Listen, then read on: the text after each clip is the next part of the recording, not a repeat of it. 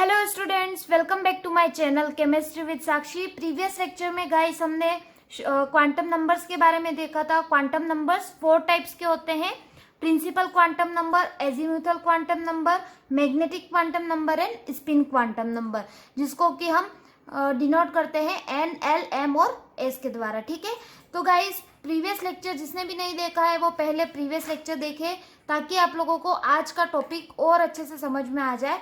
क्योंकि आज हम जो टॉपिक करने वाले हैं वो भी आपकी 11th की बोर्ड का बेस होगा। मतलब बहुत ही इंपॉर्टेंट टॉपिक है, जैसा कि क्वांटम नंबर है वैसा ही। तो शेप्स ऑफ एटॉमिक ऑर्बिटल आज हम पढ़ने जा रहे हैं। ऑर्बिटल कितने टाइप के होते हैं सब लोग जानते हैं। प्रीवियस लेक्चर में हमने देखा था कि ऑर्बिटल जो होते हैं मेनली 4 टाइप के देखे थे: S orbital, P orbital, D orbital and F orbital. ठीक है, एस ऑर्बिटल एस सबशेल जो था उसके द्वारा ही एस ऑर्बिटल आया है, पी सबशेल से। तो S, P, D, F mainly हम 4 ऑर्बिटल के बारे में देखते हैं। तो एस ऑर्बिटल स्टार्ट करने वाले हैं हम सबसे पहले। तो जैसा कि सब लोग जानते हैं श्रोडिंगर वेव इक्वेशन के बारे में, जो कि हमने quantum mechanical model of atom में देखा था कि श्रोडिंगर ने एक इक्वेशन दी थी जिसको कि हम कहते हैं श्रोडिंगर वेव इक्वेशन। उसमें एक टर्म आई थी साई और साई स्क्वायर। साई एक मैथमेटिकल टर्म है जिसका कोई फिजिकल सिग्निफिकेंस नहीं होता है। तो श्रोडिंगर ने क्या किया, 1s ऑर्बिटल के लिए, फॉर 1s ऑर्बिटल एक ग्राफ लिया। किस किस के बीच में? एक तो साई और यहाँ पे लिया आर, और ये इसको हम अगर ओरिजिन माने, ये न्यूक्लियस माने, तो ये क्या हो गई, इसकी डिस्टेंस फ्रॉम न्यूक्लियस। आर क्या हो गई? Distance from nucleus.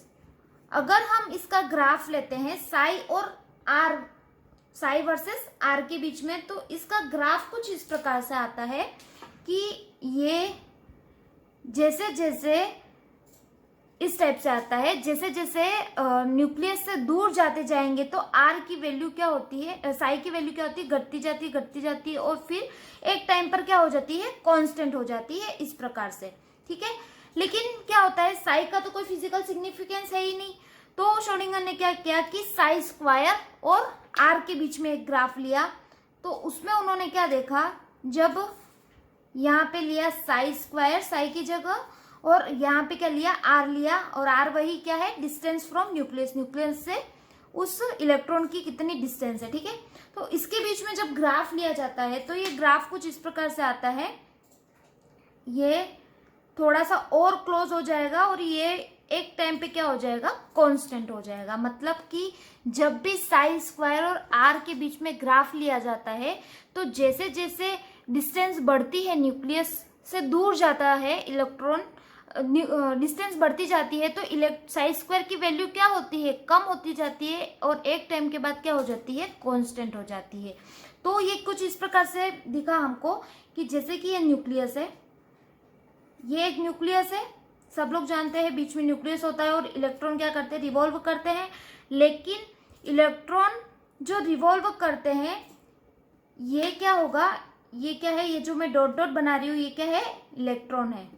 मतलब कि ये इलेक्ट्रॉन इस न्यूक्लियस के चारों ओर मैक्सिमम होते हैं, मैक्सिमम इलेक्ट्रॉन प्रेजेंट होते हैं, जिसको कि हम बोलते हैं Sai square maximum probability of finding electron, जो कि न्यूक्लियस के चारों तरफ मैक्सिमम होती है, ऑलमोस्ट 90 to 95% तक होती है।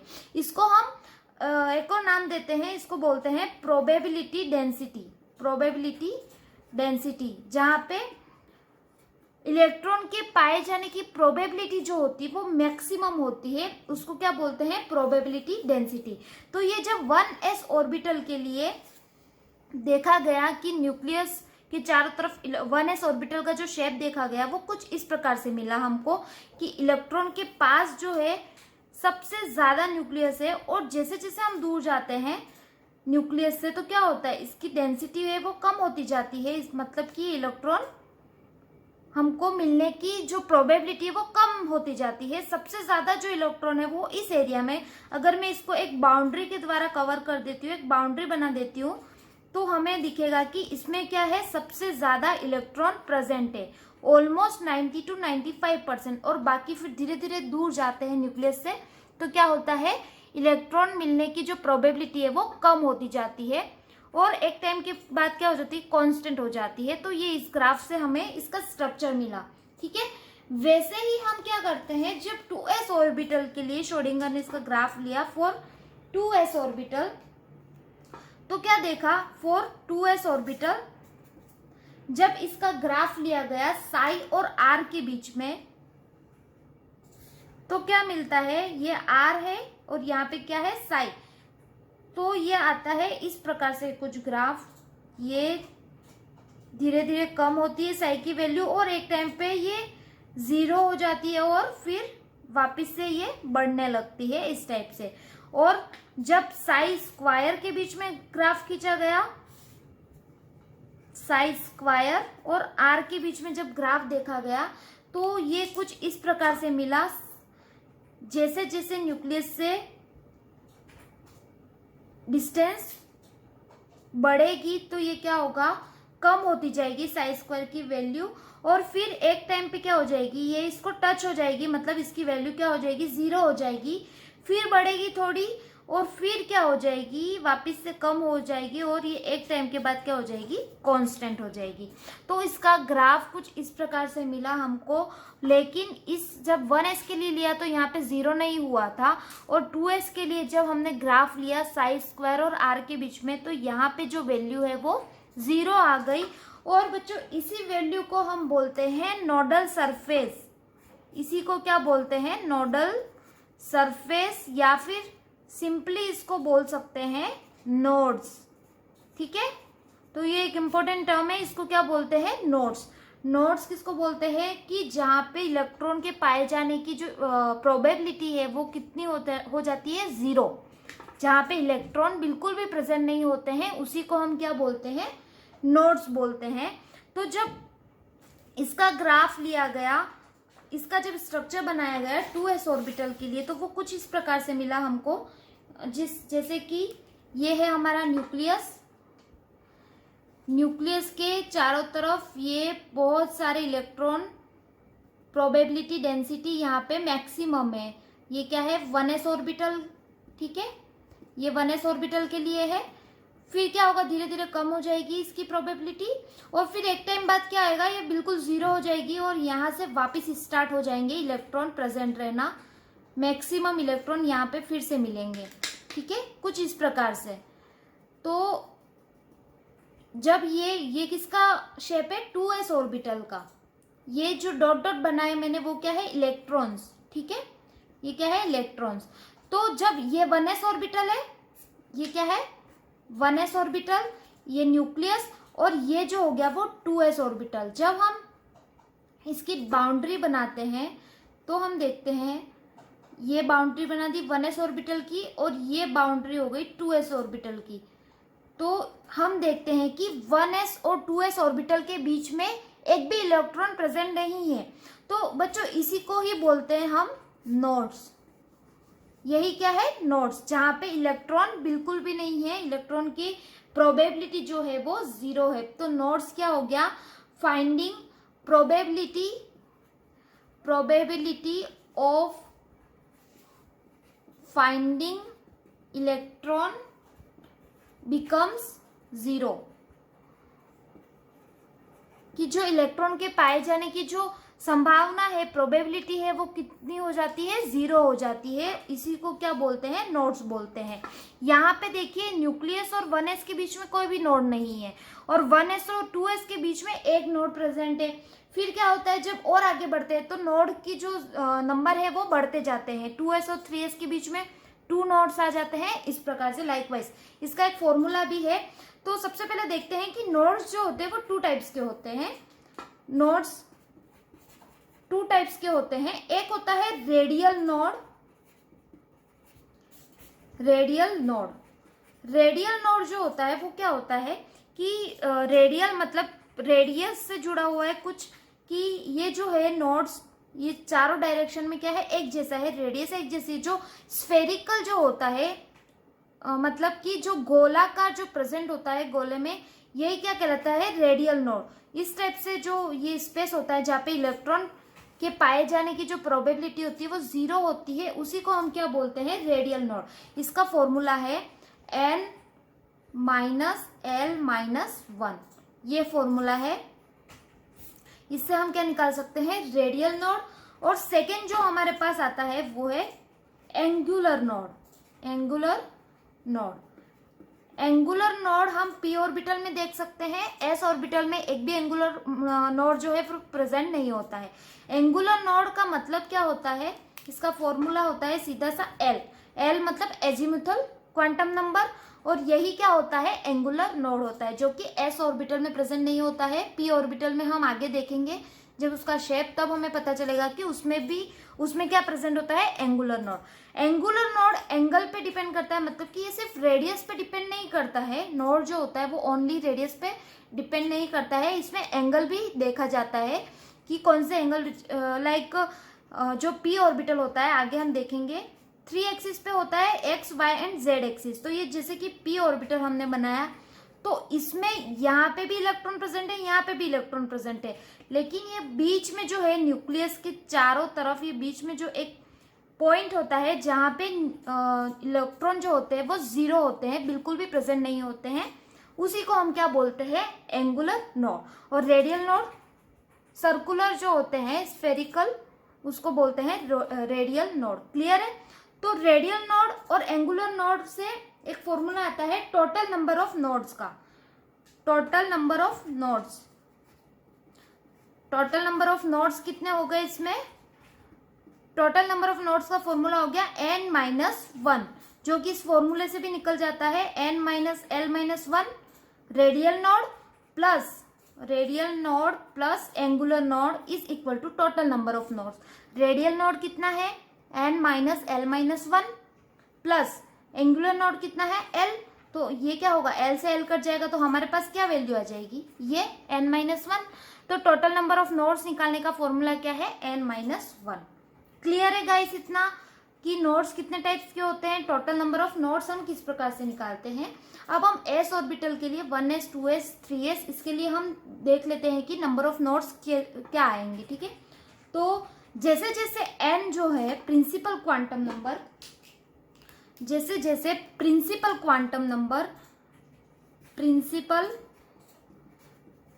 क्वांटम नंबर जो है वो इंक्रीज होंगे, मतलब n number of shell, first shell, second shell, ये क्या है, न्यूक्लियस के चारों तरफ फर्स्ट शेल आता है, फिर सेकेंड शेल, थर्ड शेल, इस प्रकार से जो शेल है वो बढ़ते जाएंगे। वैसे वैसे क्या होगा, नंबर ऑफ नोड्स जो है वो भी क्या होगा, इंक्रीज होगा।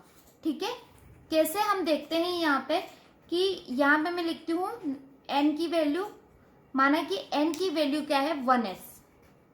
अब 1s के लिए नंबर ऑफ नोड्स क्या हो जाएगा, नंबर ऑफ नोड्स निकालने का फॉर्मूला क्या है, n माइनस 1। ठीक है, यहाँ पे हम टोटल नंबर ऑफ नोड्स निकाल रहे हैं, क्योंकि एंगुलर नोड तो यहाँ पे 0 ही आएगा। s ऑर्बिटल में एंगुलर नोड क्या है, 0 है, क्योंकि l इसमें नहीं होता है, सिर्फ s और l कहाँ पे होता है, जहाँ पे l की वैल्यू 0 होती है। ठीक है, तो वहां पे p ऑर्बिटल होता है और वहां पे एंगुलर नोड की बात होती है। तो यहाँ पे n is equal to 1s के लिए n माइनस 1, तो n क्या है, यहाँ पे 1 है। ठीक है, ये क्या होता है, n की वैल्यू, तो 1 माइनस 1 इज इक्वल टू 0। तो यहाँ पे जो रेडियल नोड है वो 0 है। यहाँ पे देख सकते हैं हम न्यूक्लियस के बाद 1s आ गया, तो यहाँ पे इलेक्ट्रॉन की प्रोबेबिलिटी डेंसिटी जो है वो मैक्सिमम है, तो यहाँ पे एक भी इन दोनों के बीच में नोड नहीं होता है, मतलब कि ये 0 नोड है। अब जैसे जैसे इंक्रीज करेंगे नंबर ऑफ शेल, 2s के लिए हम देखेंगे तो क्या हो जाएगा, 2 माइनस 1 इज इक्वल टू 1। जैसा कि हमने देखा था 1s और 2s के बीच में एक नोड है। ठीक है, तो ये क्या आ गया, ये नोड आ गया 1 नोड। ठीक है, और देखते हैं हम n is equal to 4s के लिए, 3s के लिए 3 क्या है, नंबर ऑफ शेल, तो 3 माइनस 1 इज इक्वल टू 2। तो यही है कि जैसे जैसे हम number of shell principal quantum number की वैल्यू बढ़ाएंगे 1 2 3 4, वैसे वैसे क्या होगा, ये भी क्या हो रहा है, इंक्रीज हो रहा है, 0 1 2 3 4 इस टाइप से। ठीक है, समझ में आ गया। तो नोड्स किस प्रकार से निकालते हैं, इसमें भी हम एंगुलर नोड और रेडियल नोड को अलग अलग निकाल सकते हैं। अब हमने देखा कि एस ऑर्बिटल का शेप कैसा होता है, स्फेरिकल होता है। तो एस ऑर्बिटल के बारे में हम लिख लेते हैं। इसका स्क्रीनशॉट ले लीजिए और इसका या तो कॉपी में नोट डाउन कर लीजिए।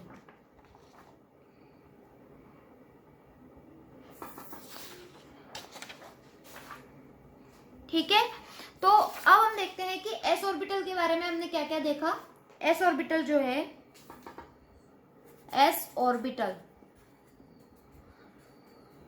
ऑर्बिटल कब आता है, जब एन की वैल्यू क्या होती है, एन की वैल्यू 1 होती है तभी एस ऑर्बिटल होता है। और एल की वैल्यू, एजीमुथल क्वांटम नंबर की वैल्यू कितनी होती है, 0 होती है।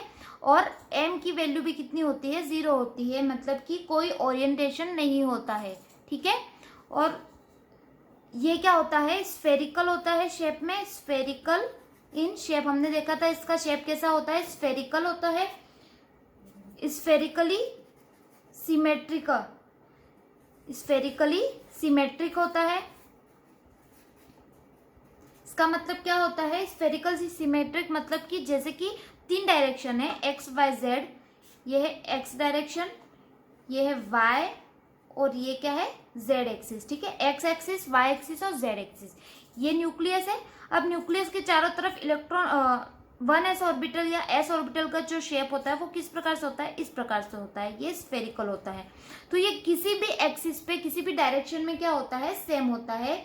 इसकी जो डिस्टेंस होती है ऑल डायरेक्शन में क्या होती है, सेम होती है। मतलब कि इस डिस्टेंस पे भी इलेक्ट्रॉन उतने ही प्रेजेंट होंगे, इस डिस्टेंस पे भी इतने ही, और इस डिस्टेंस पे भी इतने ही प्रेजेंट होंगे।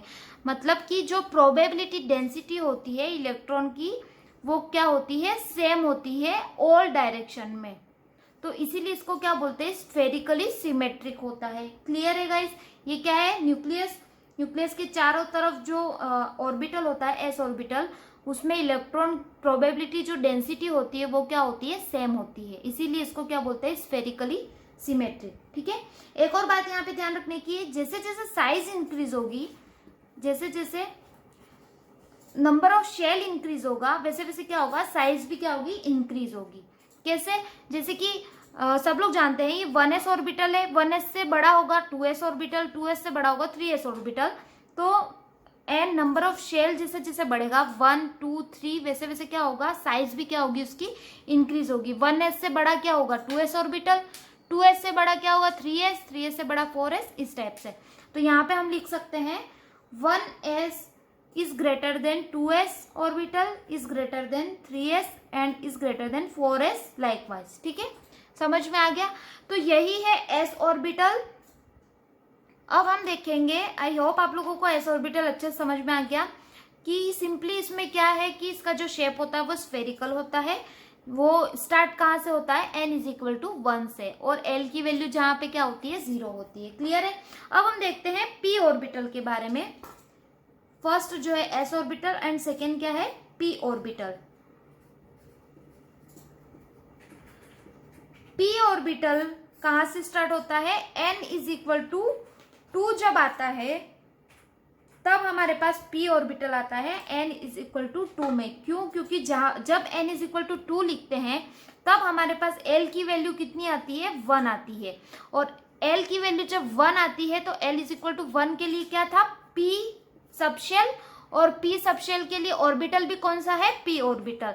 तो तभी क्या आता है हमारे पास p ऑर्बिटल, और जहां पे m की वैल्यू कितनी होती है, 3, जिसको कि हम रिप्रेजेंट कैसे करते हैं, -1 -l2 +l। तो -1 0 और +1। क्लियर है। इसको हम 3 ऑर्बिटल होते हैं, तो इसको हम किस प्रकार से देखते हैं, इस टाइप से कि ये 3 ऑर्बिटल इस टाइप से होते हैं, 1 2 और 3, जो कि साइज में और एनर्जी में क्या होते हैं, आइडेंटिकल होते हैं। यहाँ पे मैं लिख लेती हूँ कि दिस 3 ऑर्बिटल ये क्या होते हैं, px, py एंड pz।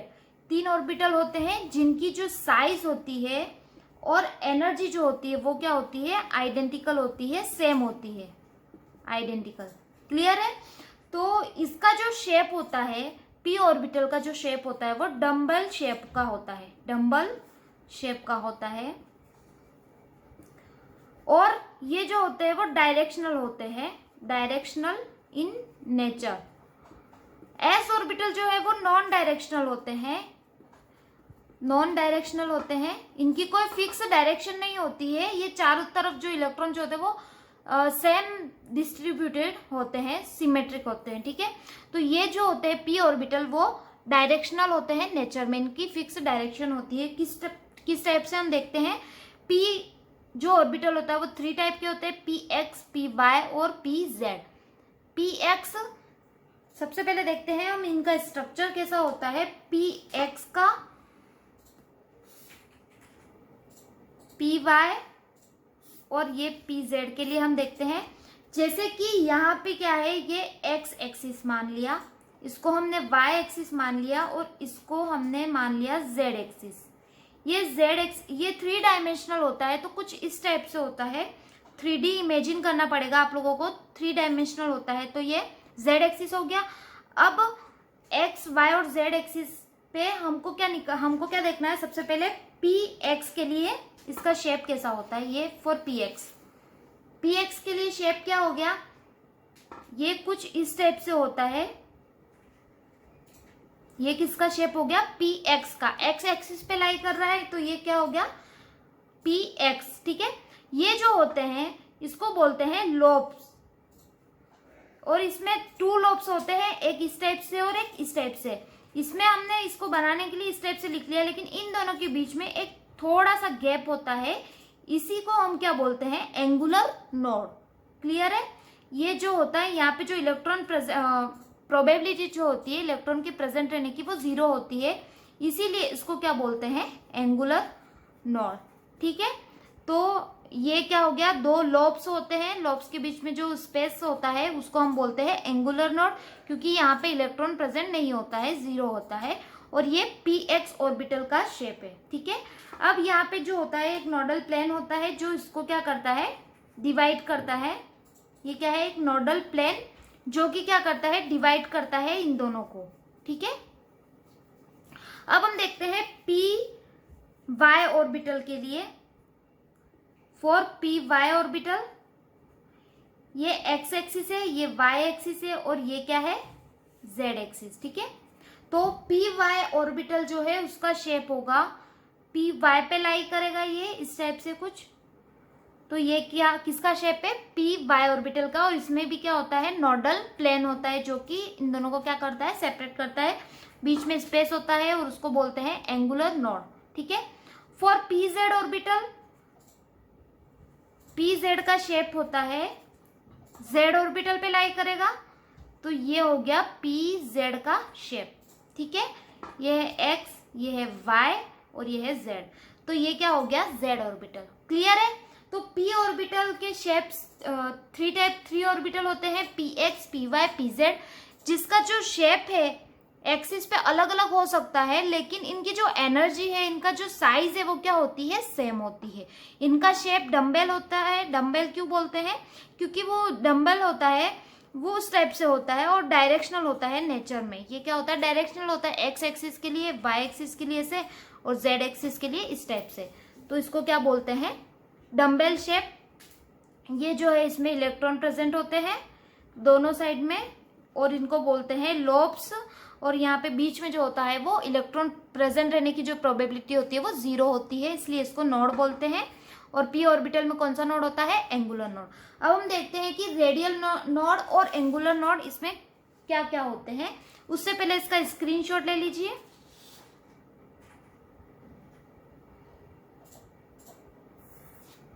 अब हम देखते हैं कि इसमें भी क्या होता है, जैसे जैसे नंबर ऑफ शेल बढ़ते हैं, एन की वैल्यू, प्रिंसिपल क्वांटम नंबर की वैल्यू बढ़ती जाएगी, वैसे वैसे क्या होगा, साइज भी बढ़ेगी। ऑब्वियसली बात है, साइज भी बढ़ेगी और साइज बढ़ने के साथ क्या होगी, एनर्जी भी इंक्रीज होगी, ठीक है। अब ऐसा होगा तो क्या होगा, सबसे पहले पी ऑर्बिटल 2p, 1p तो होगा नहीं क्योंकि ये 2 से स्टार्ट होता है, n = 2 से स्टार्ट होता है, 2p बड़ा होगा, छोटा है 3p से, और इससे बड़ा क्या है 4p is greater than 4p, ठीक है। तो 2p is less than 3p और 3p is less than 4p। Clear है। तो ये क्या हो गया इसका, लाइकवाइज 5p 6p इस टाइप से आएगा, ठीक है। तो जैसे जैसे क्या होगा, number of shell, principal quantum number बढ़ेगा, वैसे वैसे क्या होगा, साइज भी क्या होगी, बढ़ेगी और एनर्जी भी साथ में बढ़ेगी। क्लियर है। अब हम देखते हैं रेडियल नोड और एंगुलर नोड 2p ऑर्बिटल में कैसे होते हैं। For 2p orbital radial node निकालते हैं हम। रेडियल नोड की फॉर्मूला क्या था, n minus L minus 1। n क्या है यहाँ पे 2, माइनस l की वैल्यू कितनी है 1, और माइनस इसकी वैल्यू कितनी है 1, माइनस 1, तो ये कितना हो गया 0। तो यहाँ पे रेडियल नोड 0 होता है। एंगुलर नोड कितना हो गया 1। एंगुलर नोड क्या होता है l, और l क्या है 1, तो ये, और टोटल नंबर ऑफ नोड्स भी हम निकाल सकते हैं 0 + 1, तो कितना हो गए, टोटल नंबर ऑफ नोड्स कितने हो गए 1। क्लियर है। फॉर 3p ऑर्बिटल, 3p के लिए भी इस टाइप से रेडियल नोड कितने हो गए 3, n कितना है 3, माइनस l कितना है 1 माइनस 1, तो क्या हो गया 0 1, इसकी वैल्यू कितनी आ गई 1 आ गई रेडियल नोड की। एंगुलर नोड की वैल्यू क्या आ गई l, एंगुलर नोड 1 ही होगा, 1 + 1 कितना हो गया, टोटल नंबर ऑफ नोड्स कितने हो गए 2। तो इस प्रकार से हम 4p 5p इसके लिए निकाल सकते हैं। तो यही है रेडियल नोड, एंगुलर नोड, और हमने देखा p ऑर्बिटल। अब हम देखते हैं कि d ऑर्बिटल जो होता है उसका शेप कैसा होता है। फॉर d ऑर्बिटल, थर्ड जो हमारे पास आता है d ऑर्बिटल्स, d ऑर्बिटल्स 5 होते हैं, सब लोग जानते हैं, क्योंकि इसमें m की जो वैल्यू होती है वो 5 होती है। d ऑर्बिटल कहाँ से स्टार्ट होते हैं, जब n की वैल्यू 3 होती है तभी l की वैल्यू कितनी होगी 2 होगी, और l की वैल्यू जब 2 होती है तो हम क्या बोलते हैं इसको d ऑर्बिटल, ठीक है। 2 के साथ में, इसमें d ऑर्बिटल के साथ में s और p तो रहेंगे, साथ में क्या आ जाएगा d ऑर्बिटल। तो स्टार्ट कहाँ से होगा, ये l = 2 और n = 3 होगा। तो जहां पे m की वैल्यू कितनी होती है 5, जिसको कि हम लिखते हैं -2 -1 0 +1 एंड +2, ठीक है। तो ये ऑर्बिटल कुछ इस टाइप के होते हैं 1 2 3 4 5, ठीक है। ये -2 -1 0 +1 और +2, तो ये क्या क्या होते हैं, ये dxy बोलते हैं, इसको dyz बोलते हैं, dxz, एंड ये होता है dx² - y², और ये क्या होता है dz²। क्लियर है। अब हम देखते हैं इसकी शेप कैसे होते हैं। इसमें जो फर्स्ट जो 4 होते हैं उनके शेप एक जैसे होते हैं, फिफ्थ जो होता है उसका थोड़ा सा डिफरेंट होता है शेप। किस टाइप से होता है हम देखते हैं। सबसे पहले देखते हैं dxy का। फॉर dxy,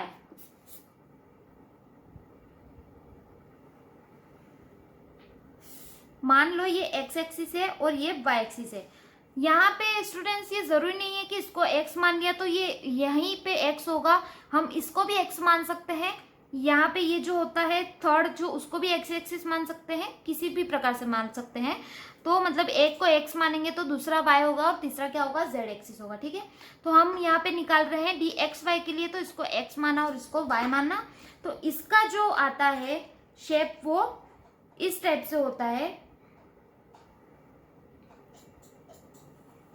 कुछ इस टाइप से। ये क्या डम्बल शेप हो गया और ये एक और डम्बल शेप, इसीलिए इसका जो शेप होता है उसको बोलते हैं डबल डम्बल शेप, ठीक है। इसका शेप कैसा होता है डबल डम्बल शेप, ठीक है।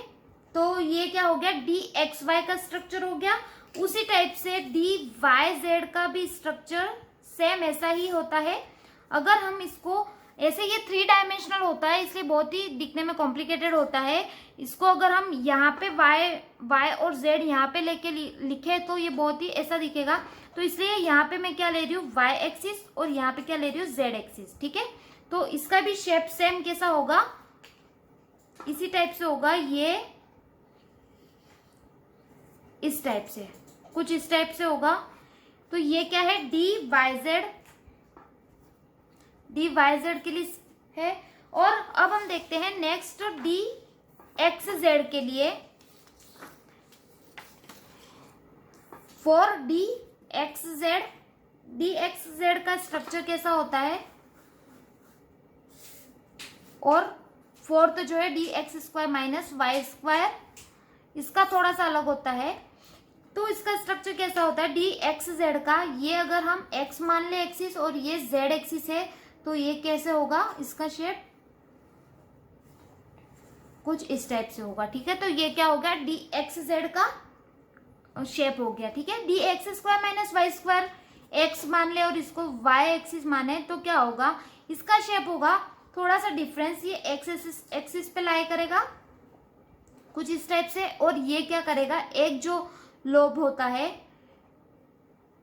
एक जो पी और ये ऑर्बिटल होता है वो इस टाइप से क्या करेगा, लाई करेगा। तो ये क्या हो गया, D X square minus Y square. Clear है। और लास्ट जो हमारे पास आता है वो है D Z square. D Z square P orbital जो था, पी जेड ऑर्बिटल उस टाइप से होता है, थोड़ा सा डिफरेंस होता है, ये जेड है, जेड एक्सिस, तो यहाँ पे ये शेप जो होगा वो कुछ इस टाइप से होगा। एक जेड तो पी जेड ऑर्बिटल की तरह होता है, लेकिन एक जेड जो होता है वो यहाँ पे बीच में इस टाइप से लाई करता है, ये ऐसे, इसको बोलते हैं डोनट शेप जो होता है, डोनट जो होता है उसके शेप का होता है, रिंग जो होती है उसके शेप का होता है, तो उसको डोनट शेप भी बोलते हैं। तो पी डी जेड स्क्वायर का शेप कैसा होता है, एक जेड तो इस टाइप से लाई करता है जेड एक्सिस पे, और एक जो होता है वो ऐसे गोले में क्या करता है, लाई करता है। तो ये क्या होता है, डी जेड स्क्वायर का शेप। ठीक है, क्लियर है। अब हम देखते हैं इसके लिए एंगुलर नोड और रेडियल नोड की वैल्यू क्या क्या होती है फॉर 3D के लिए देखते हैं हम। 3D के लिए देखेंगे तो एंगुलर रेडियल नोड जो है, रेडियल नोड का फॉर्मूला क्या है, n minus L minus 1। n कितना है, 3, n is equal to 3। l कितना है, d ऑर्बिटल जब होता है तो l की वैल्यू क्या होती है, 2 होती है, और -1, तो कितना हो गया, रेडियल नोड 0। एंगुलर नोड की वैल्यू कितनी हो गई, एंगुलर नोड क्या होता है, स्मॉल l, तो यहाँ पे l की वैल्यू कितनी है, 2। ठीक है, तो टोटल नंबर ऑफ नोड्स कितने हो गए इसमें, टोटल नंबर ऑफ नोड्स कितने हो गए, या तो इन दोनों को जोड़ लो, 0 + 2 तो क्या आ गया, 2, या फिर इसका फॉर्मूला है n - 1, तो यहाँ पे n कितना है, 3 - 1, तो क्या आ गई, वैल्यू 2। क्लियर है। तो यही थे हमारे ऑर्बिटल्स के शेप। f ऑर्बिटल जो होता है उसका स्ट्रक्चर कॉम्प्लेक्स टाइप का होता है, इसलिए हमको इतना असेंशियल नहीं है वो पढ़ना, आपकी बुक में भी ये 3 ऑर्बिटल ही दे रखे हैं, सबसे पहला s orbital, p orbital and then d orbital. Clear है। आपने इसका स्क्रीनशॉट नहीं लिया है, इसका स्क्रीनशॉट ले लीजिए, फर्स्ट इसका ले लीजिए।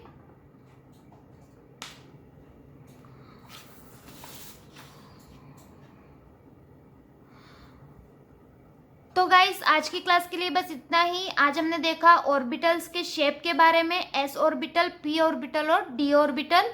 s का स्फेरिकल शेप होता है, p ऑर्बिटल का डम्बल शेप होता है, और d ऑर्बिटल का जो शेप होता है वो डबल डम्बल होता है। f ऑर्बिटल के लिए आपको ये याद रखना है कि इसका जो शेप होता है उसको कॉम्प्लेक्स शेप भी बोलते हैं, और उसमें जो n की वैल्यू जो होती है वो 4 से स्टार्ट होती है, n = 4 से f शेल जो है f ऑर्बिटल स्टार्ट होता है, और l की वैल्यू वहां पे क्या हो जाएगी, 3 हो जाएगी, और m की जो वैल्यू, उसमें ऑर्बिटल कितने होते हैं, 7 ऑर्बिटल होते हैं। क्लियर है। तो गाइस बहुत ही इंपॉर्टेंट टॉपिक है। नेक्स्ट लेक्चर में हम देखेंगे कि ऑर्बिटल की एनर्जीज क्या होती है, एनर्जीज ऑफ ऑर्बिटल। तो आज के लेक्चर के लिए गाइस इतना ही। नेक्स्ट लेक्चर में हम एनर्जीज ऑफ ऑर्बिटल पढ़ने वाले हैं। अब 1-2 लेक्चर और बाकी है, कुछ प्रिंसिपल है, और फिर लास्ट में आएगा इलेक्ट्रॉनिक कॉन्फ़िगरेशन, फिर सेकेंड चैप्टर खत्म हो जाएगा, फिर हम थर्ड चैप्टर स्टार्ट करेंगे 1-2 दिनों में। ठीक है। तो गाइस मेरी वीडियो को लाइक कीजिए, शेयर कीजिए ज़्यादा से ज़्यादा, और मेरे चैनल को सब्सक्राइब कीजिए। मिलते हैं हम नेक्स्ट लेक्चर में, तब तक के लिए बाय स्टूडेंट्स, थैंक यू।